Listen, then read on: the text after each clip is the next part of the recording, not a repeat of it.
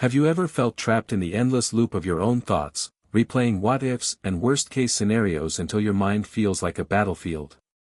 What if I told you that breaking free from that mental prison could unlock a life of true peace and clarity, like finally exhaling after holding your breath for years?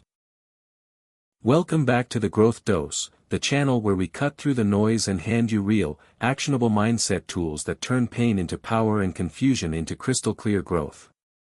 Today's episode is one of those rare truths that can completely rewire how you experience life. When you finally stop living in your head, life becomes peaceful again. If you're tired of anxiety, overanalysis, and that constant inner narrator stealing your joy, stay with me. We're going on a deep, transformative ride together, section by section, until something inside you clicks and you feel that first taste of real peace. Section 1. Picture this. You open your eyes in the morning and, for the first time in months, there's no immediate avalanche of, "What did I do wrong yesterday?" or "What could go wrong today?" Living in your head is like running a 24/7 courtroom where you're both the accused and the judge. Sentencing yourself over and over for crimes that mostly never happened. But the moment you step out of that courtroom, the world rushes in with color and sound you forgot existed. The steam rising from your coffee, the texture of your sheets, the distant birdsong, it's all suddenly alive. Ask yourself honestly, how many hours, days, even years have you donated to thoughts that evaporated the second reality showed up? Peace isn't something you have to earn through perfect thinking. It's what's left when you stop paying rent to thoughts that don't serve you. Section 2, the cruelest trick of overthinking is how it robs you of the present while pretending to protect you.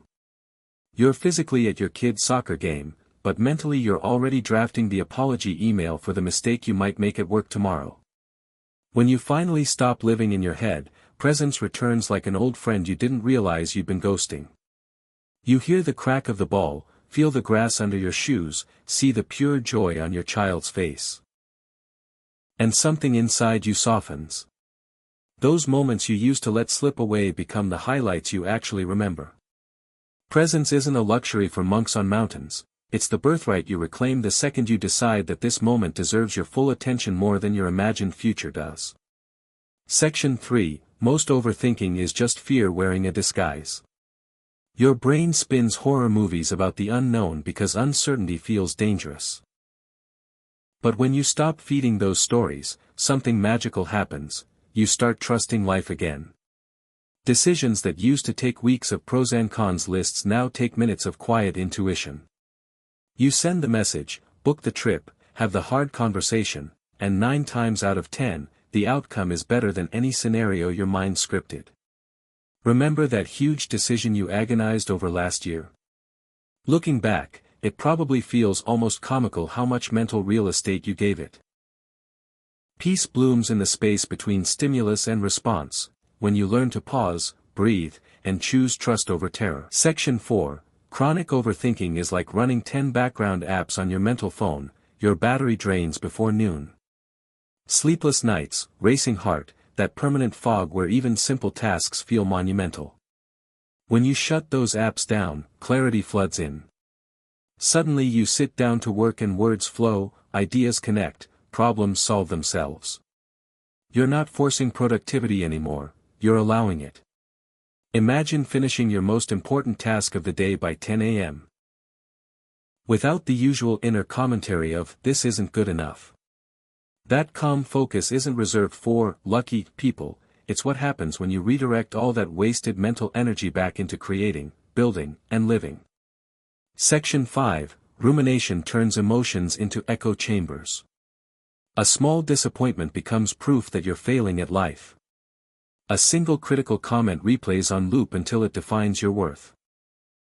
But when you stop living in your head, you develop the superpower of emotional observation. You feel the sadness, the anger, the fear, but you don't become it.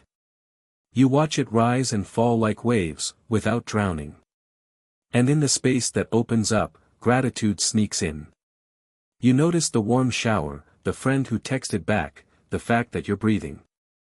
That shift from amplification to appreciation doesn't just feel good. It literally rewires your brain for resilience and attracts more reasons to feel good. Section 6, in 2026, we're more connected than ever, and yet lonelier. Social media is the ultimate overthinking amplifier, endless highlight reels that make your real life feel like a blooper reel. You scroll, compare, and suddenly your perfectly fine day feels inadequate. When you step out of that mental comparison trap, self-acceptance becomes your default setting. You stop measuring your worth in likes and start measuring it in how aligned your day felt.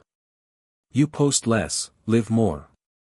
You celebrate others without diminishing yourself. Peace here feels like finally unfollowing the harshest critic in your life, only to realize that critic was always you. Section 7. Procrastination isn't laziness, it's fear disguised as preparation. You research for months instead of starting because starting means risking imperfection. But when you escape the headspace of endless planning, action feels lighter than inaction ever did. You write the messy first draft, launch the imperfect product, have the awkward conversation. And momentum takes over. Progress compounds faster than you imagined. You look up one day and realize you've built something real while your old self was still getting ready. Peaceful living isn't about waiting for the perfect moment, it's about moving forward from this imperfect one. Section 8. Relationships become war zones when we live in our heads. We project old wounds, misread tones, assume the worst intentions. A simple, "hey" text becomes evidence of abandonment. When you drop the mental script, vulnerability becomes safe again. You say what you feel without rehearsing it 47 times. You listen without planning your defense. Arguments shorten because you're solving the actual problem instead of defending imagined attacks. Intimacy deepens because there's finally room for two real people instead of one person and their fictional version of the other. Peace in love isn't the absence of conflict, it's the presence of trust. Section 9. Your body has been sending you smoke signals for years: tight jaw, shallow breath, unexplained exhaustion, and you've been too busy in your head to notice. When you finally drop down into your body, everything changes. A single deep breath can dissolve hours of accumulated tension. Walking becomes meditation. Eating becomes celebration. You realize peace was never up there in perfect thoughts, it's right here in the sensation of your feet touching earth.